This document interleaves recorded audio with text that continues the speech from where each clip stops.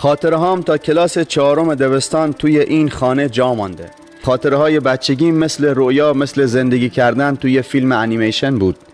خونه خیلی معقری بود. اتاق تنگ و تکیده‌ای داشت، کیپ تا کیپ ماهیگیر و ماهی فروشایی که قوم و خویش و دوست پدرم بودند. لباس و موهاشون پر از پولک ماهی بود. من کنارشون می نشستم. بوی ماهی همه جا فر می گرفت. حرف می زدن، چای می خوردن و سیگار دود می کردن. همه‌شون بوی تند ماهی می دادن. انگار میون دسته ماهی باشی. من سر می گذاشتم رو زانوهاشون و خواب می رفتم. صبح که بیدار می شدم پدرم نبود. پدر بزرگم، عموهایم، هیچ کس نبود. بوی ماهی هم نبود. ته سیگارهایی بود و استکانهایی و چند دانه پولک. دوباره شب می شد. ماهی ها می آمدند، چای می خوردند و سیگارکشان قهقه می زدند. خانه را آب می گرفت. خواب می رفتم.